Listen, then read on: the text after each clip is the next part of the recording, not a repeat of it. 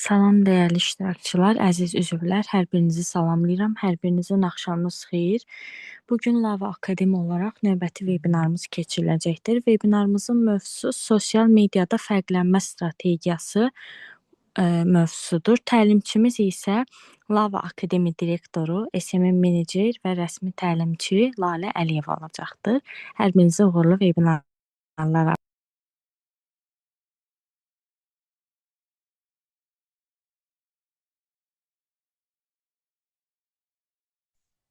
Salam, axşamınız xeyir. Səsimi eşidirsiniz?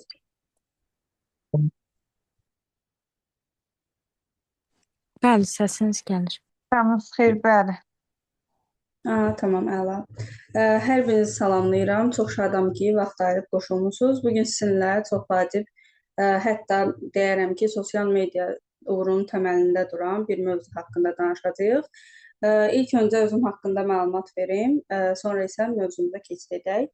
Mən Lalə Əliyeva, 24 yaşındayam və 2019-2023-cü illərdə Bakı Qızlar Universitetinin ibtidai sinif müəllimliyini bitirmişəm. Amma buna baxmayaraq hal-hazırda tam fərqli bir sahə üzrə irəliləyirəm.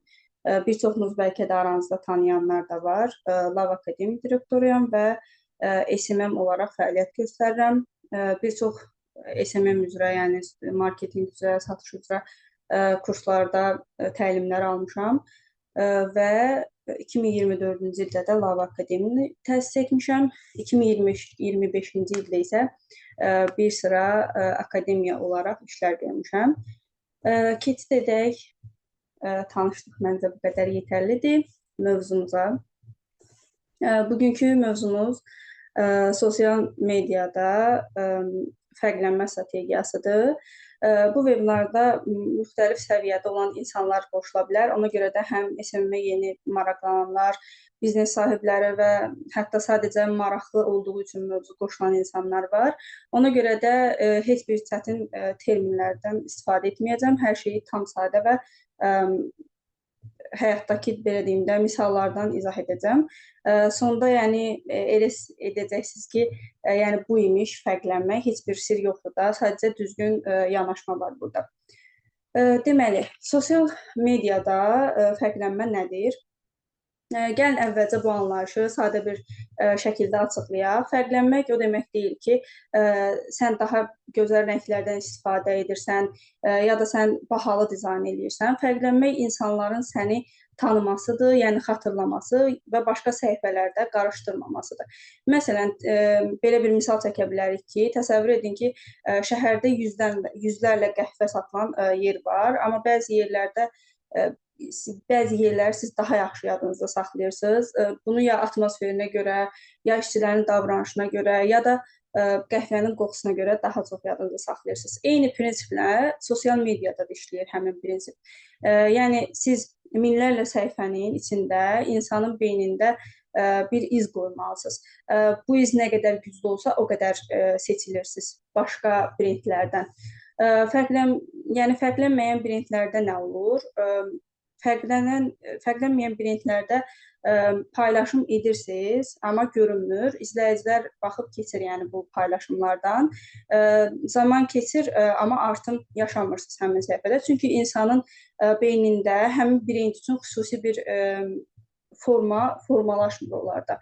Çünki məsələn, tutaq ki, sizin Lava Akademi səhifəsinə baxanda görürsünüz ki, mavi rənglərdən istifadə olunub, şriftlər nədir, dizayn nədir, ümumi səhifənin vizualından başa düşürsünüz ki, bunlar Lava Akademiya aiddir bu paylaşımlar. Ona görə də bu bir brenddir. Yəni siz o brendi hər hansısa bir şeylə xatırlamış olursunuz. Daha sonra auditoriyanı anlamaq, yəni onların fərqlənməsi nədir? Gəlin əvvəlcə fərqlənmənin birinci addımına baxaq. Auditoriyanı başa düşməkdir ilk öncə. Auditoriyanı başa düşmək nədir? Ümumiyyətlə, auditoriya nədir? Auditoriya bizi izləyən insanlardır. Yəni, bizim takipçilərimizdən gedir söhbət. Auditoriyanı anlamaq sadəcə onların neçə yaşında olduğunu bilmək deyil. Bu sadəcə onun kiçik bir hissəsidir. Yəni, auditoriyanı anlamaq onların beynində nə baş verir sualına cavab tapmaqdır. Yəni, üç əsas burada sual ortaya çıxır. Bu insanlar kimlərdir? Yəni, yaşları, cinsiyyətləri, maraqları, iş sferaları hansı sahədən məşğul olurlar. Məsələn, tutaq ki, auditoriyanız 20-30 yaş aralığındadır və xanımlardır. Onların fəal həyatı necə keçir? Dərs, iş, yorğunluq, özünü inkişaf, yəni az vaxt uşaqlara baxmaq budur da. Deməli, kontentimiz də bunlarla uyğun olmalıdır. Daha sonra onların sual verib bilməliyik ki, ikinci sualımız ondan ibarət olur ki, siz onların probleminin nə olduğunu bilməlisiniz. Yəni biz fərqlənirik, çünki problemi anlayırıq. Digər kontentlərdən fərqlənməmiz. Məsələn, tutaq ki, SMM öyrənənlərin problemi budur ki, kontenti tapa bilmirlər, hansı dizayn edəcəklərini bilmirlər, nə paylaşmalıdırlar. Yəni bunlar fərqlənə bilməmələrindən irəli gəlir. Sən bu problemi kontentdə göstərəndə onlardan tamamilə fərqlənmiş olursan. Yəni sən o kontentdən istifadə edirsən, beləliklə sənin brendin onlardan tamamilə fərqli olmuş olur. Daha sonraki sualımız, onlar səndən nə gözləyir? Sənin paylaşımlarından nə gözləyir? İlham vericimi istəyir, motivasiyamı, praktiki məlumatmı, sadə dildə izahmı, real həyat təcrübələrin nədən ibarətdir? Bunları gözləyir. Səndən hansını gözləyir bunların? Bəzi insanlar sənə görə yox, sənin tonuna görə səni seçirlər. Yəni daha sonra bunun keçidi markanın şəxsiyyəti, qeyd etdiyim kimi, brend xarakteridir. Gəlin markanın xarakterindən danışaq. Biz markanı həmişə bir vizual kimi götürürük, amma əslində marka sənin danışıq tərzini sayılır. Yəni markada bir insan kimi düşünmək lazımdır. Bu insan necə danışır? Səmimidir, gülərüzdür, ciddidir, motivasiya verir, yəni mütəxəssis kimi danışır.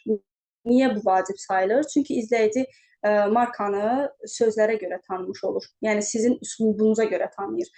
Buna bir misal gətirsək, səmimi tonda çalışan bir səhifənin siz paylaşımında məsələn tutaq ki, görmürsünüz ki, görə bilməzsiniz ki, ətraflı məlumat üçün direktə yazın.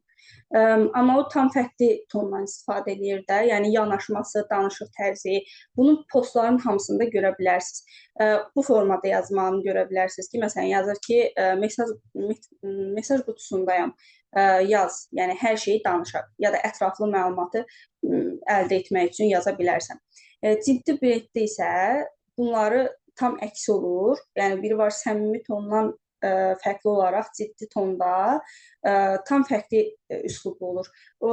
Məsələn, tutaq ki, hər hansı bir post paylaşıb, orada çağırış edir, ən sonda yazır ki, əlaqə üçün direktə və ya filan nömrə ilə müraciət edib ətraflı məlumat əldə edə bilərsiniz. Yəni hər ikisi işləyir. Sadəcə xarakteri seçmək lazımdır. Sən hansısan, hansı tondan istifadə edirsən, bunu bilməlisən. Brendin səs tonu insanların səni hiss etmə tərzidir.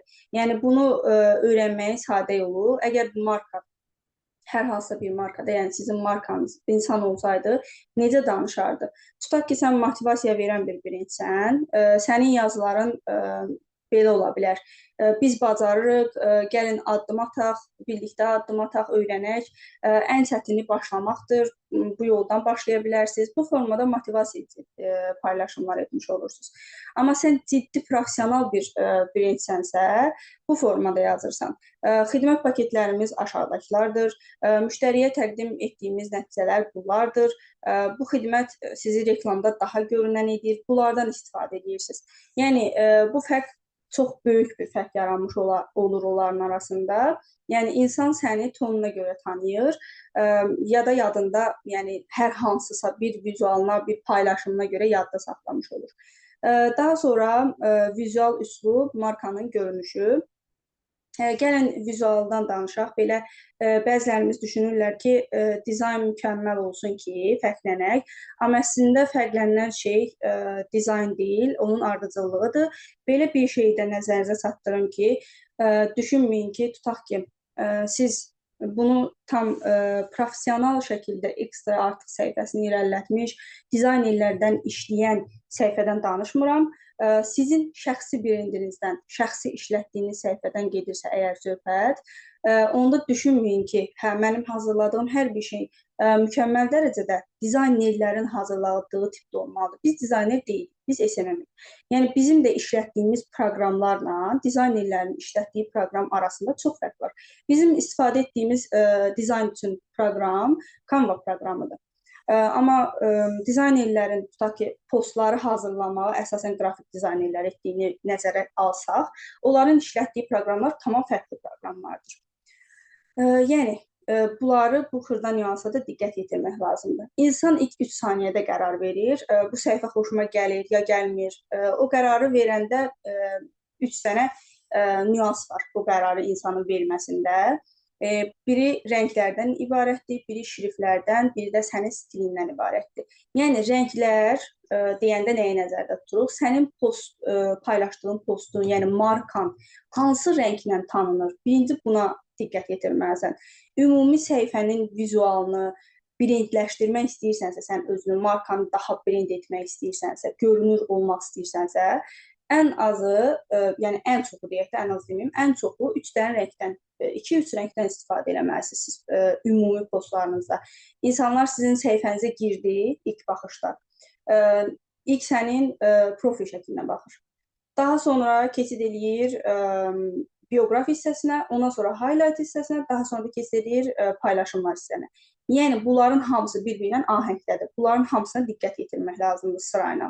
Siz əgər markasızsa, tutaq ki, biznes yönümlü, məsələn, kursdur da, şəxsi deyilsə brendiniz, orada mütləq ki, bir dənə loqonuz var.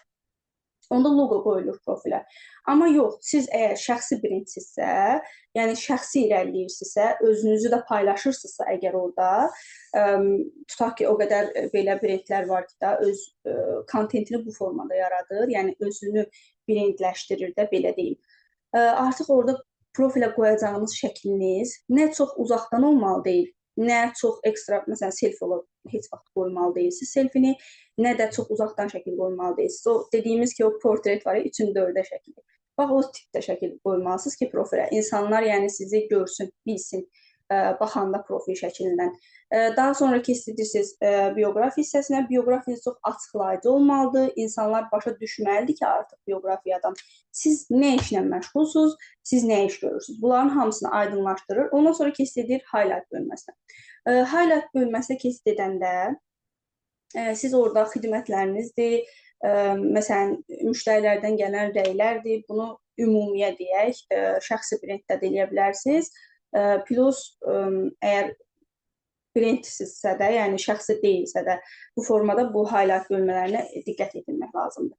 Bunları görəndən sonra artıq insanlar keçir sizin postlarınıza baxmalı. Postlara baxanda rənglər, hamısı rənglərdir, şriftlərdir, sizin stilinizdir, hansı tipdə paylaşımlar eləyirsiniz də, bunların hamısı diqqət yetirməlisiniz. Hamısı bir-birindən ahəngdə olmalıdır. Yəni, tutaq ki, siz markanızda hər postda fərqli rəng istifadə edirsiniz. Bu xaos deməkdir əslində. Ya da çox rəngarəng istifadə edirsiniz, göz yorur. O belə deyim, neon rənglər var, daha çox canlı rənglər, şit rənglər deyək də. Rəngləri elə bil ki, insanı yorur, xaos yaradır, sıxıcı olur, həm göz ağrıyır insan normal olaraq baxanda. Deyir ki, burada nə qədər rəng var, bu nədir belə qarışıqdır. Bəlkə də çoxumuzun da başına gəlir. Hər hansısa bir səhifəyə keçid edirik, görürük ki, bunun paylaşımları çox rənglidir ya da çox sıxıcıdır da, maraqsızdır. Avtomatik o səhifəyə heç bizim marağımız yaranmır. Burada bizə bir mənfi yarandı. Avtomatik o insan çıxdı sənin səhifəndən, sənə bir maraq yaranmamış olur. Çünki sən brendini düzgün qurmamısan, marka rəngini düzgün seçməmisən, paylaşımlarının ardıcıl deyil və buna şriftlər də daxil olur. Siz eyni şriftlərdən istifadə etməlisiniz. 2 dənə şrift seçməlisiniz ümumi paylaşımlarınızda.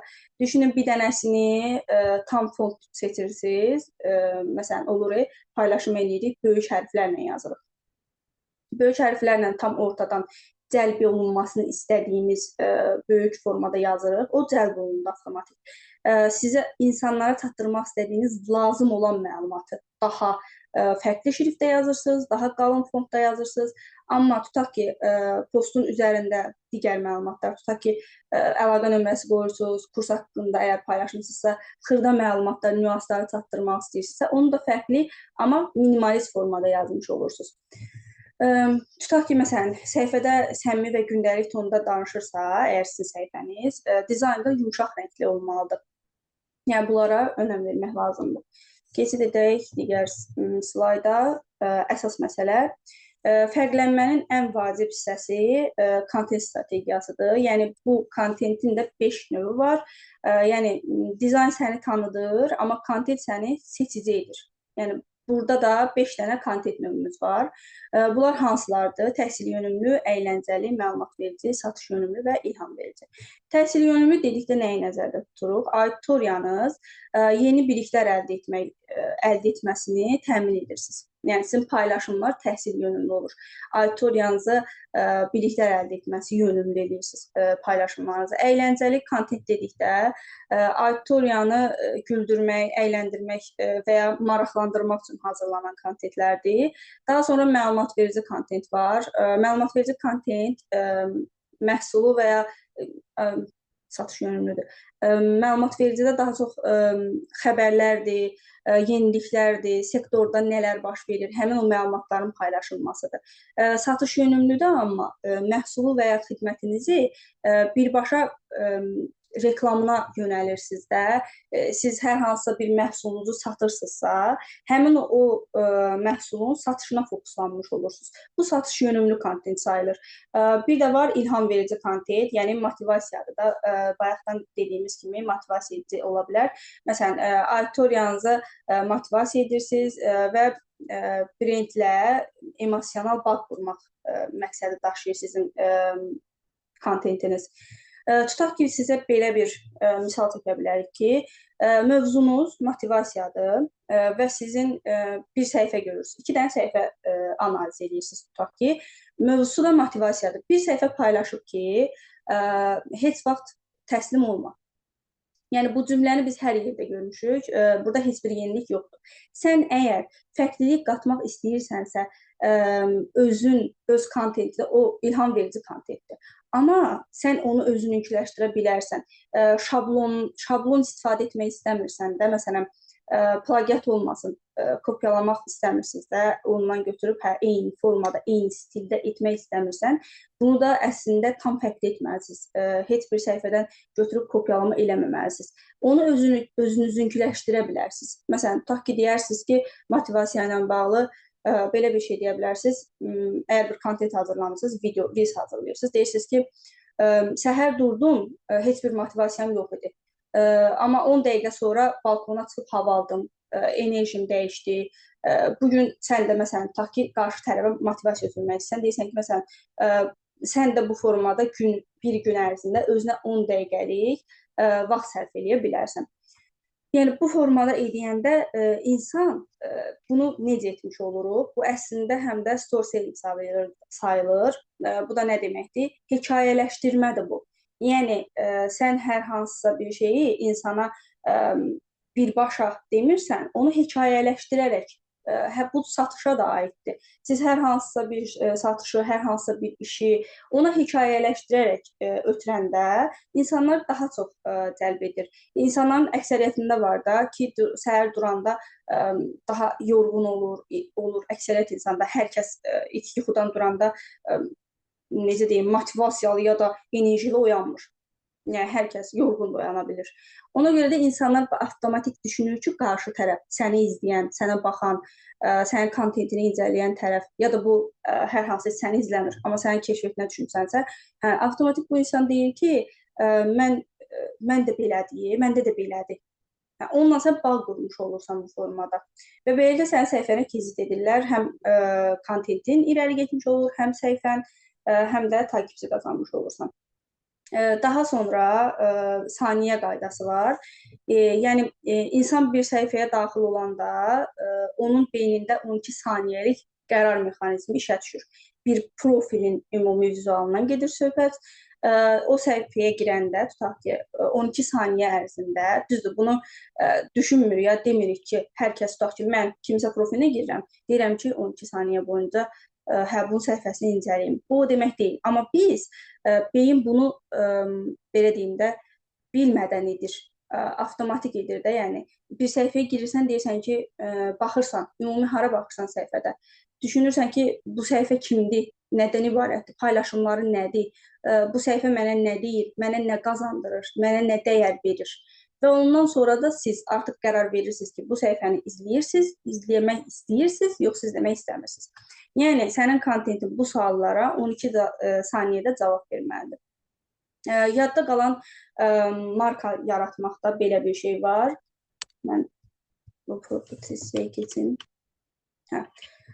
Yadda qalan marka belə qısa bir şey deyək ki, ən sadə, amma ən güclü formulu var. Kim üçündür sənin markan, nə deyirsən, necə deyirsən, nəyi göstərirsən, yəni bu nə qədər, bu paylaşımlarını nə qədər ardıcıl edirsən. Bu 5 şeyi, 5 variantı birləşəndə heç bir rəqib səni kopyalaya bilmir. Çünki sən tam fərqli olmuş olursan ondan. Auditoriyan, danışıq tərzin, daha sonra vizualın, kontent yanaşman özünə məxsus olur. Çünki sən onu özününküləşdirmiş olursan. Bugünlük bu webinarımızda ümid edirəm ki, mövzunu çox sadə şəkildə, amma tam şəkildə anlada bildim. Mən istəyirdim ki, bu webinardan sonra fərqlənmək böyük işdir deyə düşünəsiniz. Yəni, əslində fərqlənmək kiçik, ardıcıl, səmimi addımlar birləşməsi sayılır. Siz paylaşımlarınızı, yəni davamlı şəkildə edəndə və brendinizin dilini, brendinizin rəngini, hamısını seçəndə avtomatik siz həm başqalarından fərqlənmiş olursunuz, həm də sizin markanız o formada tanınmış olur.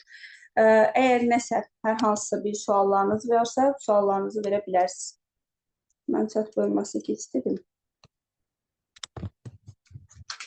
Baxın. Görüntüm yandım. Axşamınız xeyir. Bilmək istəyirəm ki, ChatGPT-də kontent yazmaq mümkündürmü, yoxsa onu Instagram tanıyır və kəşfətə salınırmı? Sıfırdan kontent yaratmaqdan danışırsınız, yoxsa tutaq ki, copywritingdən danışırsınız, postun altına yazırsınız? Postun altına yazdığımız. Xeyr, əslində düzgün promptu versəz, demirəm, ondan çox istifadə yaxşı deyil, çünki həm orada səhvliklər də ola bilər, tam sizin istədiyinizi sizə verməyə bilər. Buna görə də promptu ümumiyyətcə süni intellekt alətlərinin hamısında promptu düzgün vermək lazımdır. Sən promptu nə qədər düzgün versən, sənə daha yaxşı məlumat ötürəcək. Dövrümüz də olsa süni intellekt dövrüdür. Əksəriyyət işlərin hamısında süni intellektdən bu saat istifadə olunur. Sadəcə çalışmaq lazımdır ki, sıfırdan, yəni ancaq ona yönəlməyəsən də, sənin özünün də bazarın olsun, sənin də qatqın olmuş olsun ora. Burada kimsə deyəsən nəsə yazmışdı. Bitdikdən sonra bir sual vermək istəyirdim. Buyurun. Nəsə sualınız varsa verə bilərsiniz. Mən yekunlaşdırdım. Suallarınız varsa suallarınızı verin, onları cavablayayım. Avtomatik alt yazını hansı proqramla edə bilərik? Elə xanımın dediyi kimi ChatGPT-dən istifadə edə bilərsiniz. ChatGPT məlumat almaq üçündür, ondan fikir almaq üçündür, sizə yön göstərməsi üçündür. ChatGPT-də də düzgün promptu verməlisiniz. Tutaq ki, amma əgər əlinizdə post varsa sizin, olar ki, postu göndərərsiniz və deyərsiniz ki, yəni posta uyğunlaşdır, alt yazı mətnini yaz, ya istəsəz yazarsınız ki, promptu verməkdən asılı da yazarsınız, geniş yaz, qısa yaz, satış yönümlü yaz, ya qeyd eləyərsiniz ki, əgər reklam verəcəksinizsə posta, deyərsən ki, biraz reklam verəcəm, məsələn, bu posta, ona uyğunlaşdır, yəni bunu nəzərə al, bu formada da promptu verəndə avtomatik sizə, siz nə istəyirsinizsə onu verir. Amma olar ki, siz buna qane olmazsınız, sadəcə onun dediklərini istifadə eləmiş olarsınız, biraz öz sözünüzü əlavə eləmiş olarsınız. İçinə baxın. Kimsə sual verdi. Kontent qurarkən biz nələrə diqqət edilməliyik? Kontent qurarkən nələrə diqqət eləmək lazımdır? İlk öncə, auditoriyanız sizin kimlərdir? Siz ümumiyyətcə, sizin nişiniz nədir? Niş nə deməkdir? Siz İlk səhifə açanda tutaq ki, da deyirsiniz ki, hə, SMM-li üzrədir, mən SMM-li üzrə gedirəm, mənim nişim bundan ibarətdir, paylaşımlarım buna uyğundur. Siz bunu biləndən sonra sizi takib edən insanlar avtomatik bilirsən ki, sənin auditoriyan kimlərdir də, sən xidmətini orada sata bilirsənsə, əgər bilirsən ki, hə, sən auditoriyana toxuna bilirsən. Sən auditoriyanı göz önündə bulundurmalısan, kontentini ona uyğunlaşdırmalısan, yaş aralığına baxmalısan. Bunu deyim ki, yaş aralığına baxmaq olur. Professional pano hissəsi var. Oradan ümumi analizi də ortalamanı deyir. Daha çox oğlanlar mı takip edir, qızlar mı, yaş aralıqları hansılardır? Bunlara uyğunlaşdırıb avtomatik sən kontentini hazırlaya bilərsən. Deyim ki, kontentdən əlavə belə bir şey də var. Trenddə olan şeylər var məsələn. Trenddə olanı anında istifadə eləməlisiniz. Olar ki, hə, bunu başqa sahə üzrə eləyiblər. Amma siz onu özünüzünkiləşdirib öz sahənizə də uyarlaya bilərsiniz. Trendi çalışın qaçırmayın. Niyə? Çünki həqiqətən mən də yoxlayıb gördüyüm bir şeydir bu. Nə qədər desək də ki, ay yox, bunu hamı istifadə elədi, neyinlə mən də istifadə eləyib, klişedir də hamı istifadə elədi. Bunu qəti şəkildə deməyin, istifadə eləyin. O trenddən siz istifadə edin, paylaşımınızı eləyin. Belə olanda həm də səhifəniz irəli gedir. Nə qədər olmasa da keşfədə düşür o. Yəni, bu xırda nüanslara diqqət yetiriləndə avtomatik kontenti tapa bilirsiniz. Aha, brend aktivini saxlamaq üçün eynən. Məsələn, adi Lava Akademi profilinə baxsaz, təzə bir dənə trend var, görərsiniz, yeni başlayıb. Üzr istəyir, amma əslində üzr istəmək deyil də. O paylaşımı elədik, məsələn, Lava Akademi profilində. Normalda ekstra o qədər postlar maraq çəkmir də, ya da like almır, ya da etkiləşim yaratmır. Amma post avtomatik like alır, daha çox etkiləşim yaratdı. Çünki o trenddədir, yəni insanlara maraqlıdır. Daha sonra Instagramda postların önə çıxanlarda olmasın.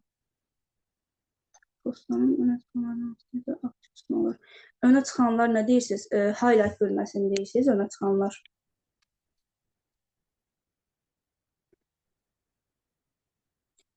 Black Friday reklamı. Black Friday daha çox mən deyərdim ki, gördüyüm, məsələn də kontakt home olsun, Bakı Elektronik, məişət avadanlıqları ya da telefon falan belə yerlərdə istifadə edirlər, amma yəni kurslara da aid edə bilərsiniz. Əgər indirim etmək istəyirsinizsə də, məsələn, onun adı ilə istifadə edib o formada indirim edə bilərsiniz. Özünüzü uyğunlaşdırırsınız da belə deyim.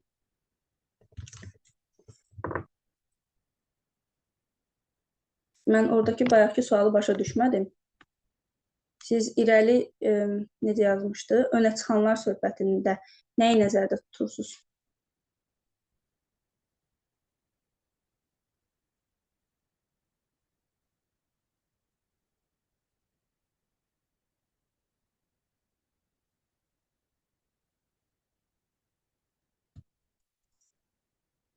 Sualınızı yenidən yazardınız. Başqa sualınız varsa buyurun verə bilərsiniz. Reklamı biz ən çox neçə gün verməliyik? Bir də hansı qiymət daha yaxşıdır? Məsələn, 2 dollar mı, 3 dollar mı, yoxsa 1 dollarla da verə bilirikmi belə? Yoxsa məsələn 1 gün mü yaxşıdır, 2 gün mü, yoxsa məsələn mütləq 5 gün mü olmalıdır və s. ki, insanlar görsünlər də onu. Əslində mövzumuzdan tam fərqli bir şeydir bu. Çünki targetingə girir də, amma sual verirsiniz, cavablandırım. Belə bir şey var ki, reklamda siz reklamı ümumiyyətcə 1 dollar, 2 dollar verməyin heç vaxt. Niyə? Çünki sizi avtomatik Instagram ucuz nəzərdə tutur da. Hə, deyir ki, bu ucuzdur da, o düşüncəyə düşür. Algoritma məsələsi var, ona görədir. Yəni, heç vaxt 3 dollardan aşağı yəni reklam verməyin. Mən hətta sizə belə bir məsləhət görərəm ki, heç 3 dollarlıq da verməyin. Ən yaxşısı 5 dollarlıq reklam verilməsidir. Daha effektiv olması üçün də 2-3 gün verməlisiniz reklamı.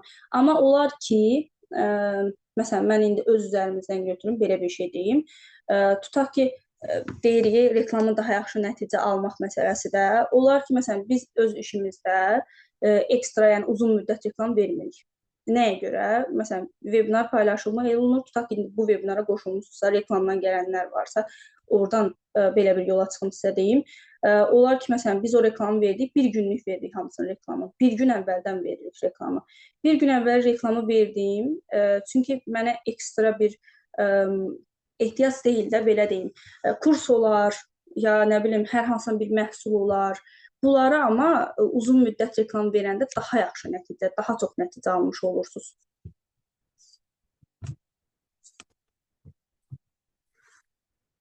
Üsullardan aşağı olmama yaxşıdır. Aha, düzdür. Daha çox adam görürsən, yəni ən yaxşı nəticəni verməyə başlar.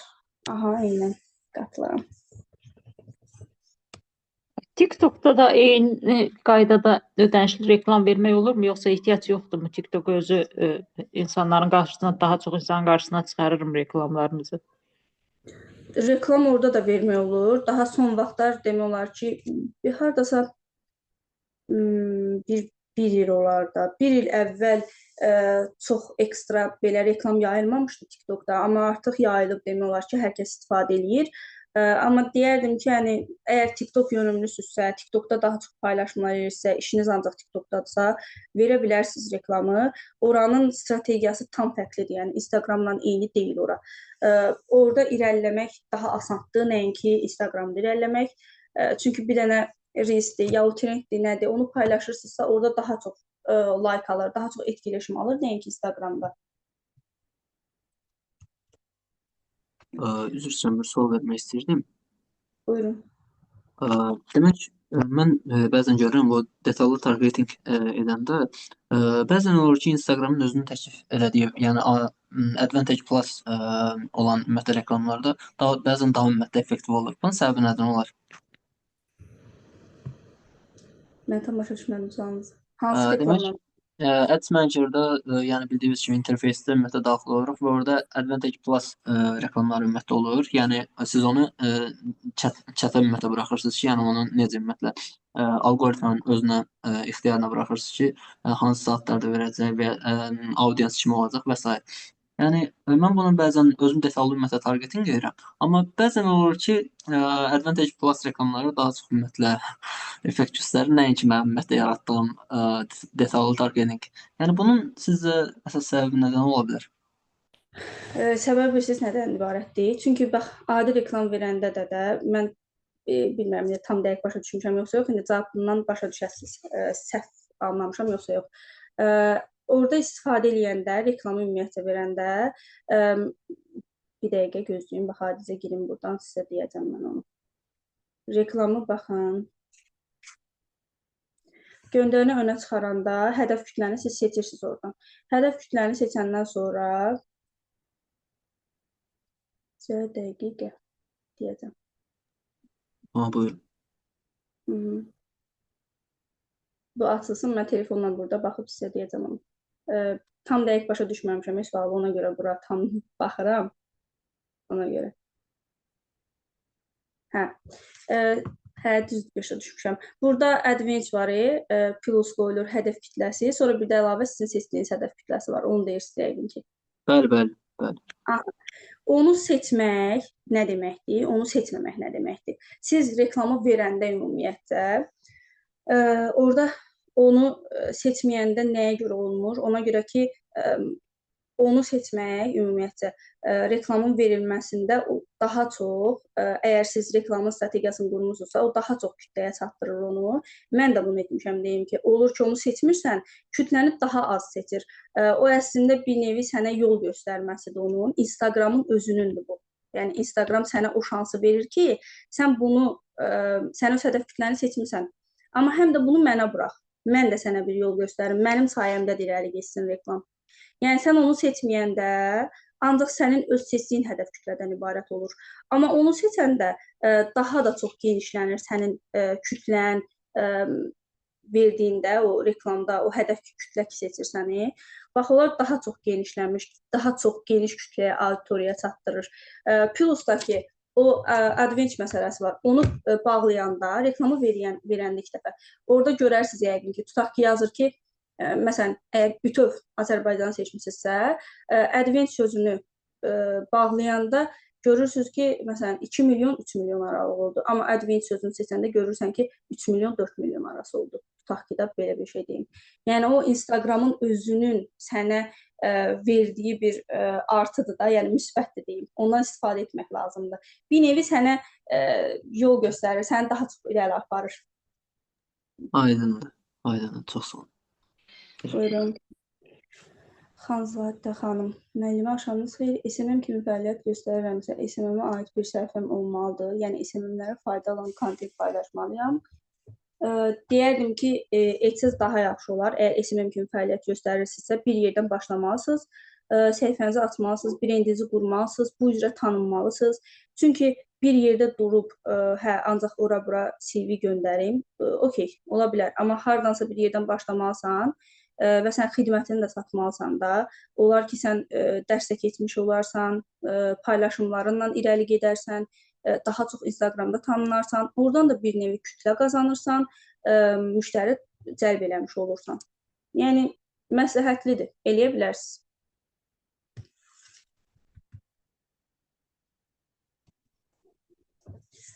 Əgər sualınız yoxdursa, bitirək. Hesabınızda nə tip videolar paylaşaq? Hesabınız əgər nəyə uyğundursa, ona uyğun paylaşımlar eləyə bilərsiniz.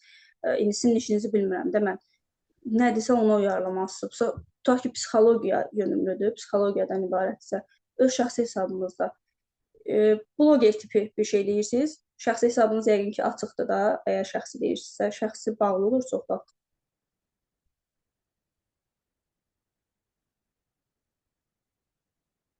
Açıqdır yəqin ki, onda. Kütlə artımına əgər açıqdırsa, o formada getmək istəyirsinizsə, sizin çizdiyiniz bir yoldan ibarətdir. Gündəlik yaşamınızdan olsun, hobilərinizdən olsun, bu şey şəxsidir o. Sənin şəxsi maraqların nədən ibarətdir? Onlarla o formada irəliləyə bilərsən ya da hər hansısa bir kontent götürərsən, ancaq o kontent üzrə irəliləyə bilərsən. Yəni, sənin seçimindən asılı olan bir şeydir o. Çünki şəxsidir. Şəxsiyə nəsə ekstra bir fikir bildirmək olmur da, sənin özünün seçimindir o. Nə üzrə istəsən, o üzrə irəliləyə bilərsən. Şəxsi hesabda da plus şəxsi şəkillər paylaşılır, maraqlı videoçarxlar hazırlanır, tutaq ki, vlog hazırlaya bilirsən, hər hansı bir gəzintini, bir məkana getmirsən, oranın tanıtımını eləyirsən, yəni bu formada.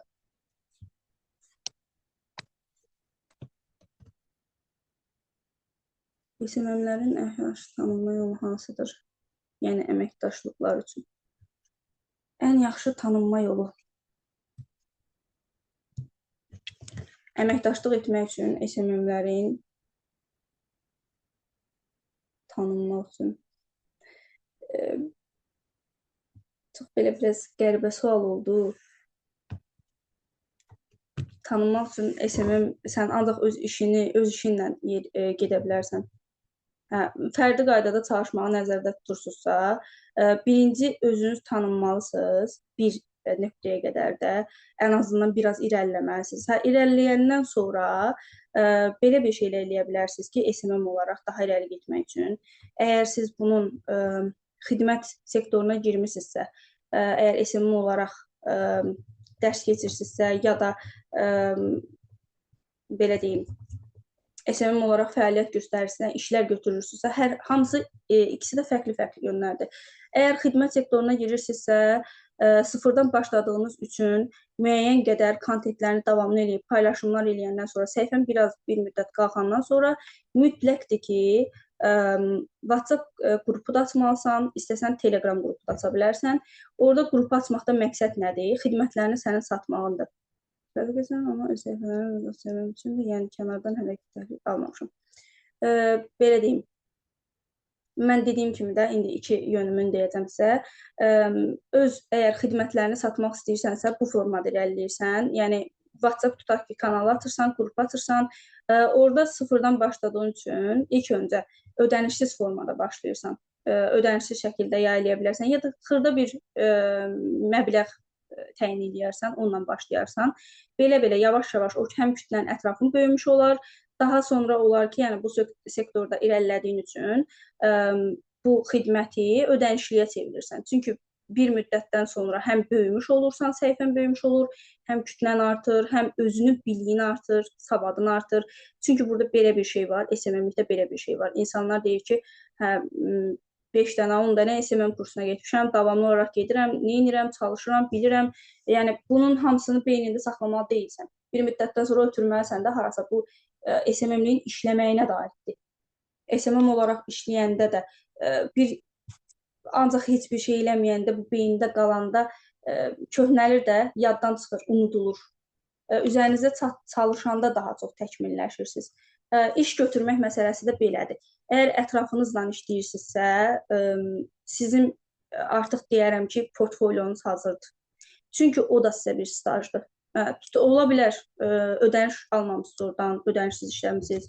Amma yenə də bir artıdır bu. Hardasa bir yerə CV göndərərsən, tutaq ki, orada yazırsan ki, hə, filan qədər stajım var da, bu qədər 1 il, 3 il, 2 il stajım olub mənim.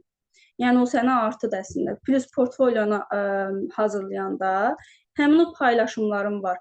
Paylaşımlarını ora əlavə edə bilərsən. Görünər ki, həqiqətən sən bir neçə yerlə işləmisən və oranın postları sənin əlində var. Ya da freelance olaraq da işləməyə başlaya bilərsən. Ən yaxşısı LinkedIn-dir də bu işin ən yaxşısı iş qazanmaq üçün. LinkedIn-də yəni aktiv olsan, aktiv işləsən, istifadə eləsən, oradan avtomatik iş tapırsan. Hansı vergi ödəməliyəm, nəzərdə tutulub və ya beyan falan. Belə deyim, məsələn, webinar keçirilməsi mənim akademiyamı bir kənara qoyaq. Mən əgər webinar təşkil eləmişəmsə, webinar keçirəmsə, bunu şəxsi brend olaraq da eləyə bilərəm mən. Heç bir buna bir ödəniş tələb olunmur. Amma yox, irəliləyən zamanlarda mən bunu tədris eləmək istəyirəmsə, amma heç bir kursun daxilində də olmaq istəmirəmsə, hə, bunu özünüz üçün şəxsi brend aça bilərsiniz. Çox asandır. Get VÖN açdır, fiziki şəxs VÖN açdırırsınız adınıza, bir gününüzü alacaq demək olar ki, onun hamısı bir gün ərzində eləyə bilərsiniz. Özünüzü reklam üçün bunu salınacaq verim, elə bir domen adını sal verim. Gedirsiniz, tutaq ki, VÖN-ü açdırırsınız, daha sonra gedirsiniz, fiziki şəxs olaraq fəaliyyət göstərirsiniz də, fəaliyyət növünüzü orada seçirsiniz, asan xidmətdə. Sonra da gedirsiniz, bir neçə saat ərzində möhrünüzü alırsınız, o formada işləyirsiniz, SMM olaraq fəaliyyət göstərirsiniz. Həm öz xidmətinizi satmış olursunuz, dərs keçmiş olursunuz, oradan kütlə əldə edirsiniz, yəni insanları cəlb eləmiş olursunuz oradan. Sertifikat məsələsinə görə daha sizə deyim ki, mən dediyim yönüm. Çünki hər hansısa bir kursun daxilinə girəndə səndən ödənişi yarı-yarıya bölür, hə?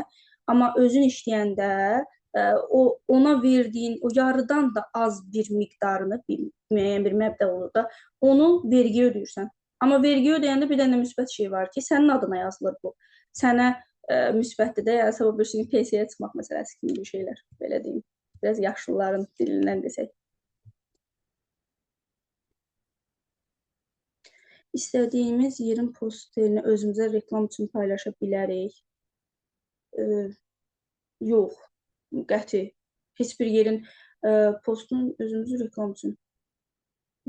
Mən bunu tam başa düşmürəm sualı, amma başqa bir yerin postunu, yəni özünüzünkilə əlişdirə bilməzsiniz, ya da ondan, məsələn, o portfolyo olsun, nə olsun, ora özünüzə aid olmayan bir şey qoymaq, yəni qarşı tərəfi aldatmaq deməkdir. O bir müddət keçərli olacaq, amma sabah bir gün işə yaramayacaq o səndə.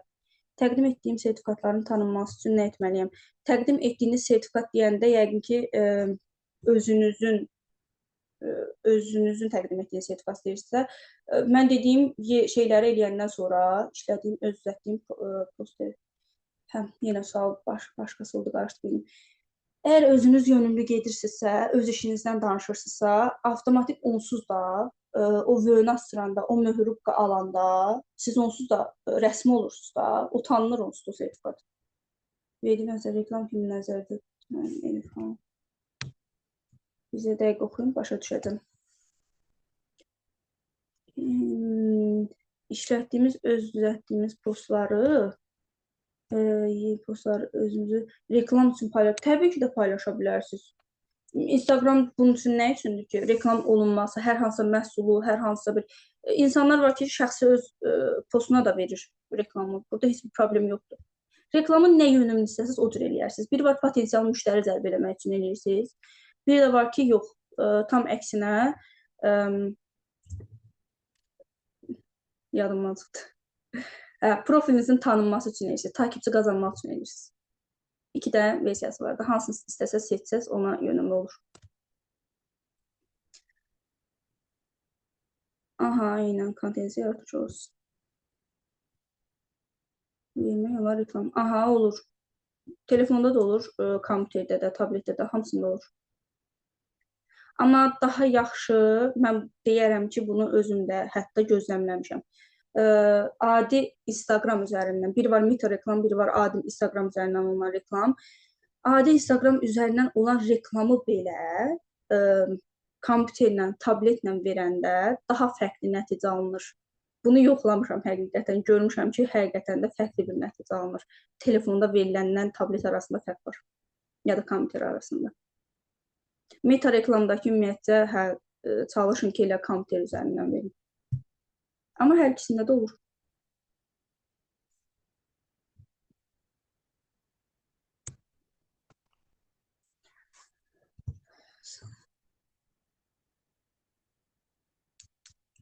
Buyurun, xoşdur Gülşən xanım. Çox sağ olun. Atam akademiyada tədris vermək üçün necə müraciət edə bilərəm? Bahadur bəy, mən sizi tanıyıram da, bizim SMM kursuna yazılmışsınız siz. Mənə yazarsınız, nömrəmi bilirsiniz onsuz da. Qrupda yazıram da, paylaşımlar falan edirəm, oradan görərsiniz. Məlumat verərəm sizə. Heç bir problem yoxdur. Bu arada elə siz, buradan olar ki, yəqin ki, kursda olan adamlar da var, tələbələr var da. Siz əgər, bax, məsələn, Xanzadə xanım yazmışdı da, mənim tələbələrim var burada. Onların sizin hər hansısa bir nə sahəsi üzrə yönəlmək istəyirsinizsə, nə eləmək istəyirsinizsə, mənə deyin, yəni nə köməklik lazımdırsa, mən sizə kömək eləyə bilərəm. Heç bir problem yoxdur burada. Hətta yəni sizə yaxşıdır da. Biri var gedəsən başqa bir insana bu saat hər bir şeyi adi blogerlərin ödənişləri bəlkə də soruşmusunuz, bilərsiniz, görərsiniz ki, birinin nə bilim story paylaşım eləyir, 1000 manat, 1500 manat eləyib də. Bizdə onsuz da yetəri qədər kütlə var. Paylaşım eləyə bilərik. Yəni o məsələn Bahadur bəy, siz bayaq dediniz, mən webinar eləmək istəyirəm, yəni eləmək istəyirəm. Mən sizə belə bir təklif etdim də, yəni daha yaxşıdır deyim ki, Instagram üzərindən kütlə qazanırsınız, amma həm də əlinizdə bir kütlə olmalıdır davamlı şəkildə. Bilinmə, onu da daha dəqiq bilirsiniz də, WhatsApp üzərində kütlə yığa bilərsiniz, ya Telegram üzərindən. Əgər elə bir iş görmək istəyirsinizsə, ona da kömək eləyə bilərəm sizə, problem yoxdur. Yəni kütlə yığmasına görə deyirəm. Belə baxıram, sualınız yoxdur. İzləyici sayısını artırmaq üçün nə edək? Nə edin? Davamlı paylaşım eləyin, kontentinizi yaxşı saxlayın, paylaşdığınız paylaşımları keyfiyyətli eləyin. Ən önəmlisi də ardıcıllığa önəm verin, davamlılığa önəm verin. Yəni, bugün mən bunu paylaşdım, sabah insanlara belə bir şey verirəm, motivasiya əksikliyi var. Deyim ki, məndə də var. Ardıcıllığı, davamlılığı nə qədər ki, yaxşı tutsan, o qədər irəli getmiş olursan. Nə qədər yarıda qoysan, hə, o səhvən ölür, batır, gedir. Ardıcılığı, davamlılığı saxlayın, kontentiniz daha maraqlı, daha qəşəng olsun ki, səhifəniz də irəliləsin. Qəti şəkildə də bot takipçisi eləməyin, panel falan vurdurmayın, heç nə eləməyin. Onu elədirsə, öldü səhifəniz, püsküyə qaldı deməkdir. Nəyə görədir, həm də bunu deyim ki, sizə bu. Olar ki, paneldən istifadə eləmişsiniz səhifənizə, heç satışı, xidməti falan, hər şeyi bir kənara tullayıram. Sabah bir gün reklam verəsiniz. Reklam verəndə sizin o hədəf kütlə ki, seçirsiniz, ha orada. Seçirsiniz, sizin reklamınızın beyni yanır. Bir reklamınızı gedir çıxardır nəmi Hindistana, birini gedir çıxardır Gürcüstana, birini hara. Mənim başıma gəlib. Ona görə sizə deyirəm, qəti şəkildə elə bilin. Mənə hətta belə deyim də, mən ilk SMM kursuna gedəndə mənə müəllim demişdi ki, oradakı müəllimim də, dedi ki, hə, ilk dəfə başlamısınızsa 3000-ə qədər takipçi panel olaraq istifadə edə bilərsiniz. Dəhşətli dərəcədə yanlış bir fikirdir, dəhşətli dərəcədə səhv fikirdir, qəti şəkildə eləməyin. Çünki səhifə ölür, batır, gedir də, yəni o sənin kütlən deyil, heç deyil. Reklamı da verirsən, reklamında xərcləmə gedir, amma heç nə əldə eləmirsən. Yalandan pulun batmış olur orada. Çünki hər ölkənin vətəndaşları var orada, algoritmanın beyni yanır, strategiya tamamilə qarışır, o səhifə apar tulla getsindir. Yəni, o səhifə düzəlməyəcək. Ya takipçiləri çıxartmalısan, ya da səhifəni sil tulla getsin. Axşamınız xeyir Layla xanım. Bir dənə söz deyim, mən də Instagramda mən paylaşım eləyəndə baxıram ki, xarici kütlə daha çoxdur. Amma mən heç nə eləməmişəm. Yəni orada aydın görsənir ki, mənim çox kütləm yoxdur. Məsələn, hiss edirəm ki, tutaq ki, Özbək, Türk, Türkiyə daha çox, Özbək, Tacik belə bax belə adlar var da. Nəinki mənim öz tanışlarım və yaxud Azərbaycanlı. Bu necə olur ki, gedib ora çıxır? Ola bilir. Mən deyim ki, bizim səhifədə adicə mən reklam verirəm ya nəsə post paylaşımı, ümumiyyətlə baxıram. Neynəsən də yəni o gəlib düşür. Onu yəni qarşısını ala bilmirsən. Çıxartmaq lazımdır da o takipçini. Çünki o kütlə sənə lazım deyil. Bizə lazım olan kütlə Azərbaycanlılardır da. Sən Azərbaycanda yaşayırsan, xidmətini onlara satırsansa. Onlar mənim takipçilərim deyil. Məndə açıq səhifə olduğuna görə bəlkə gəlib. Ya şey düşüb, Olar. nədir o kəşfiyyata düşüb bəlkə necəsə. Olar. Amma deyim ki, çıxardın, heç qalmasın orada. Bir səbəbə sürü reklam verən. Mənim takipçilərim deyil olar. Heç deyirlər. Yəni mənim o qədər takipçim heç yoxdur. Baxıram ki, öz orada yazılır da. Məsəl üçün orada yazılır ki, nə qədər adam mənim takipçilərim baxıblar, nə qədər adam kənar. İnan ki, 98% kənar adamlar baxır. Takipçiyə heç baxmır. Elədir. Səhifəyə girib baxılır həmişə. Çünki orada professional hissəsi var da. Orada siz davamlı şəkildə, ardıcıl şəkildə paylaşım eləyəndə görürsüz ki, o professional panoda baxış sayı artır. Çünki həqiqətən səhifənizə keçid edən insanlar var. Düzdür, takib eləməsələr də, baxış var da, göz önünə düşür demək istəyirəm paylaşım. Amma bəyənmə az olur, çox az olur, amma takipçi məsələn məndə olub. Mən düzdür öz videolarım deyirəm, sadəcə seçdiyim videolardır. Məsəl üçün motivatorlardan belə, dünya motivatorlarından baxıram ki, hə çox takip yox, çox baxış gəlir. Demək ki, yəni kütlə qarşısına çıxır da, kəşfiyyata düşür, izlənmə oranı falan artır. Ondan 8K olub məsəl üçün TikTokda, 8K olub Instagramda. Ola bilir.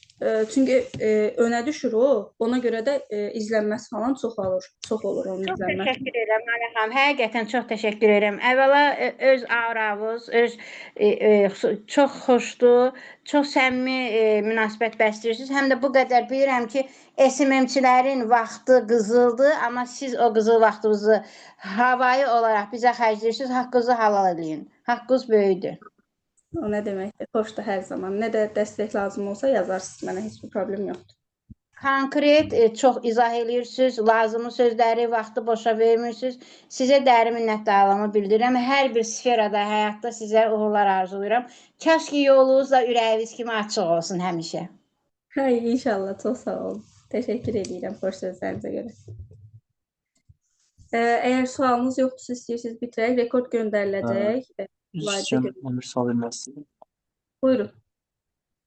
Son sual olaraq, demək, mən bir siyasi haqqında məlumat vermək istəyirdim. Mən bir jewelry mağazası ümumiyyətlə açmaq istəyirəm və burada gümüş və digər ümumiyyətlə məhsulların ümumiyyətlə satışını belə düşünürəm. Məni maraqlandıran məsələ burada ilk öncə kontent paylaşımı olacaq. Yəni burada sizcə səhifə yeni açılıb. Yəni məhsulları yeni-yeni əldə etməyə başlayırıq və ilk paylaşımlar sizcə nələr olmalıdır? İlk paylaşımlarımız. Yəni brendin tanıdılması üçünmü, yoxsa elə promo məhsullarının tanıtılması olmalıdır? İkisini də paralel aparsınız daha yaxşıdır. İlk öncə əgər səhifəni açmısınızsa, ilk paylaşımınız böyük ehtimal ki, loqonuz var. Loqonuzu paylaşın, altından nəyə xidmət edirsiniz? Bu loqo nədir, nədən ibarətdir? Onu yazın, məlumat verin. Daha sonra keçid eləyin paylaşımlarınıza. İstər Reels formasında. Reels formasında eləsəz elə daha yaxşı olar. O formada irəliləyərsiniz. Həm də arada postlar da paylaşa bilərsiniz. İrəliləməyi üçün deyirəm, amma nə səhifəsi dediniz? Gümüş səhifəsi dediniz də? Bəli, gümüş bir saat olar, səhifəsi var, bəli bunlar. Daha onlara qəşəng videolar hazırlamaq, reelslər hazırlamaq, yəni rahatdır deyərdim ki, amma post formasında da, karusel formasında hamısından istifadə eləməlisiniz ardıcıl şəkildə. Paylaşımlarınız ardıcıl olmalıdır ki, irəli düşsün. Aydındır. Demək, yəni option deyirsiniz ki, birinci məhsulun brendin identifikasiyasını birinci ümumiyyətlə bildirək. Yəni bu brend nədir və s. bu barədə məlumat verici bir paylaşım olsun və Reels formasında belə deyək. Ondan sonra məhsul seçimi və s. ümumiyyətlə bu barədə məhsullar barədə ümumiyyətlə məlumat verilməsi. Yəni doğru anladım, düzdür? Aha, bəli. Bir də səhifəniz həm də yeni açılıb da, bioqrafiya hissəsinə önəm verməlisiniz. Sizdə çatdırılma var ya yoxdur. Onlar haqqında highlight bölməsinə diqqət yetirməlisiniz. Çünki bu siz xidmət sektoru ümumi gümüş səhifəsi üzrə gedirsinizsə, orada ən önəmli şeylər çatdırılmadır. Hansı onlardır. Yəni o highlight bölməsinə onu əlavə edin. Highlight dediyim, yəni önə çıxarma var, odur. Bəli. Əlavə eləməlisiniz mütləq şəkildə. Aydındır. Postu paylaşmazsınız. Belə deyim də, bir gündə 5-6 dənə post paylaşmayasan da normal olaraq. Story bölməsinə də əlavə eləyə bilərsiniz. Oradan da yəni əlavə eləyərsiniz, marka bölərsiniz. Məsələn, onlar Rolex-dir, biri Curien-dir. Bu markaları tutaq ki, paylaşarsınız. Önə çıxmada sırf təkcə Rolex-ləri ora əlavə eləyərsiniz. Aydındır. Bir də buyurun. Amma önə də çıxardırsınız həm də. Aydındır. Bir də mən sizcə indi şey yoxdur, takipçisi və sair ümumiyyətlə yoxdur bu markanın. Sizcə yəni bot takipçisi vurmağa dəyər? Yəni bir hardasa 1000 dənə olsun falan. Düzdür, biraz saxtaşarlıqla çıxır amma Bilirsiniz niyə? Sizi qınamıram. Bilirsiniz niyə? Çünki bizim millətdə, bizim Azərbaycanda belə bir şey var. Güvənildiyi takipçiyə o qədər yüklüyüblər ki, bir səhifəyə girib görürlər ki, takipçisi çoxdur, ona daha çox güvənirlər. Doğrudur. Siz də belə işlə məşğulsunuz, məsələn, gümüş deyirsiniz, daha saat olsun, bu olsun. Onların olsa əksəriyyəti botdan istifadə eləyir. Nə bilim, valla bax, qalıb sizə. Yəni açığı yəni sizin dediyiniz kimi yəni hal-hazırda millət güvənilir ümumiyyətlə ki, takipçi sayısından ötürü o ayrı məsələ. Ancaq yəni məhsula güvənirik o ayrı məsələ. Amma bunu etsək tutaq ki, reklamın paylaşdığımız ümumiyyətlə reklama bir ziyanı olmaz. Yəni o alqoritmin çaşdırmaq falan olar. Deyir olacaq. Aydındır. Xüsusi ümumiyyətlə takipçilər botlar olur. Ümumiyyətlə Azərbaycanda botlar ümumiyyətlə belə satılır və s. Siz dediniz ki, ümumiyyətlə nəsə biraz artıq eləyəndə o biraz fərqli şeylərdən olur da. Bildiniz necə fərqli. Sözünüzə kəsirəm, üzr istəyirəm. O elə bir ki, bir müddət sonra onsuz da düşür aşağı o izləyici. Aydın. Çünki onu təmizləyir. Həm də ki, Allah uzaq eləsin, elə bir şeydir ki bu. Yəni o səhifəni də bağlaya bilər Instagram. Yəni bu nüanslara diqqət yetirmək lazımdır. Onu da göz önündə bulundurmalısınız. Aydın. Yəni takipçi yoxdur. Aydındır. Bir də həftədə neçə dənə post paylaşılması sizcə uyğun olar? Story postlar. Yeni sizdə həftəni hər günü paylaşım eləməlisiniz. Amma paylaşımın saatlarını fərqli edin. Bir də ki, tutaq ki, təzə başlamısınızsa 3 dənə reels paylaşın ya 2 dənə post paylaşın. Postun birini adi post paylaşın, digərini karusel paylaşın ya da tam əksi 2 reels paylaşın, 3 dənəsi post, bir karusel, bir yəni o karusel dediyim çevirməlidir. Ya da təkli post paylaşın. Amma hərəsini başqa-başqa saatlarda paylaşın ki, paylaşım saatınızı tutuzdura biləsiniz də. Ki, biləsiniz ki, bu nə vaxt önə çıxacaq, nə vaxt daha çox etkiləşim alıb da, onları bilmək üçün hərəsini bir saatda paylaşın. Bir ay boyunca davamlılığı qoruyun. 1-2 ay, yəni onsuz birdən-bir olan bir şey deyil, yavaş-yavaş. Amma yəni nəzərdə saxlayın. Anladım. Dediniz, option hər gün belə şey. Həftədə yəni aydındır. Başqa yəni verəcəyim sual məncə yəni yoxdur. Bir də bu sektorda siz nə düşünürsünüz? Yəni brend yəni kim daha çox ümumiyyətlə üstünlük verir ümumiyyətlə bu sahəyə? Qadınlar yoxsa kişilər ümumiyyətlə hədəf almalıyıq? Gümüş satışına. Yəni bəli, əlbəttə ki, yəni təkcə gümüş və s. deyil, saatlar da olsun, yəni kişi və qadın saatları falan, yəni bunlar da olur. Qarışıqdır.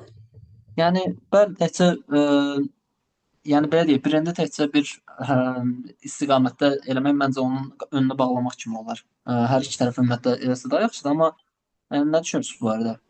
Qadınlara mı daha çox ümumiyyətlə üstünlük verək, yoxsa elə sadəcə bərabər olur? Bu daha çox geniş yayılıb. Bijuteriyaların işlənməsi də ümumiyyətcə bunu ümumi gümüş, bijuteriya, qızıl hamısı. Amma belə deyim, məsələn, qadınlara yayılıb, amma qadınlarda da belə bir şey var da, hədiyyə alanda nə axtarır? Səhifəyə girib axtarır da, normal olaraq bir sevgilisinə, bir yoldaşına hədiyyə alır. O da bax, səhifədən o da qadın da alır, amma kişi alır. Yəni o kişi malı da olmuş olur da orada həm də. Amma Aydın. qadın malları, qadın bijuteriya belə daha çox satışı olur. Aydındır. Təşəkkür edirəm. Üstünlüyü Necə? qadına verin, amma kişilərə aid olan məhsullardan da satış eləyin. Aydındır. Bir də targeting barədə Fikirlər, o fikirləri dəyərləndirin. Bahadır bəydə qəşəng fikirlər var, o fikirləri dəyərləndirin. elə screenshot elədim o fikirləri. Narahat olmayın. Çox sağ olun, təşəkkür edirəm bu arada. Bir də targetingdə indi mən Meta Ads-də və sair reklamlar ümumiyyətlə paylaşacağam inşallah. Sizcə bu detail targeting hissəsində, yəni hansı audiensı yəni seçməliyik? Burada mən hal-hazırda qarşımdadır. Yəni sizcə hansı interest hissəsindən kimləri seçək və yaxud da ki, astrologiya və sair sahədə maraqlı olanları da qeyd etməyə ehtiyac var. Yəni detallı eləməyə ehtiyac var, yoxsa elə Advantage Plus-a buraxım? Yəni nə fikirləşirsiniz? Instagram üzərindən reklam verirsiniz, yoxsa Meta reklam verirsiniz? Elə kompüterdə bir dəqiqə Meta Ads qabağındadır. Yəni oradan. Tamam, belə deyim də, o AdWords açın. Onu mütləq şəkildə bağlı saxlamayın heç. Amma həm də hədəf kütləsini daha dəqiq belirləməsi üçün hədəf kütləni də seçməlisiz orada. Ən azından çox çaşqınlıq yaranmasın da, bilsin ki, hə, bu reklam kimlərin qabağına çıxmalıdır. Aydın. Yaş aralığını düzgün seçin, ekstra gedib 65 yaşa qədər götürməyin. 65 yaş seçməyin də, oradan tutaq ki, maksimum götürün, hə, 35, 40, 45 bu yaş aralığında, 45-ə qədər götürün də, 18-dən 45-ə. Aydındır. Elə Bahadır bəy də sağ olsun gözəl məlumatlar verir. Demək, mən düşünürəm ki, 20 və 35 yaş arası yəni şəxsləri target eləsək bəs eləyər. Yəni kifayət olar məncə. Aydındır. Düşünürəm ki, hamısı bu qədər idi. Təşəkkür edirəm. Qeydlərimi də apardım. Ümid edirəm ki, bir dahaki görüşlərimizdə bir daha müzakirə edirik bu məsələləri. Çox sağ olun. Siz sağ olun. Xoşdur. Nəsə sualınız varsa verin, yoxsa istəyirsiniz bitirək. Düzdür, biz tamamilə mövzudan kənara çıxdıq, getdik reklamlarda girdik, yəni hər şey qatıq bir-birinə. Mövzumuz tam fərqli idi. Biraz öyle oldu. Hakkınızı alayım. Bu arada biraz konsultasyon tipli bir şey de oldu. Eynən. Ümumi oldu da deyək. Bəli. Baxıram, heç kimin deyəsən sualı yoxdur. Siz sağ olun. Sualınız yoxdursa o zaman gecəniz xeyrə qalsın, bitirək. Nə də sualınız olsa, indi paylaşım edəcəm. Oradan yazıb verə bilərsiniz suallarınızı. Siz sağ olun. Sağ olun, görüşürüz. Sağ olun, gecəniz xeyrə qalsın. Xeyrə qarşı sağ olun.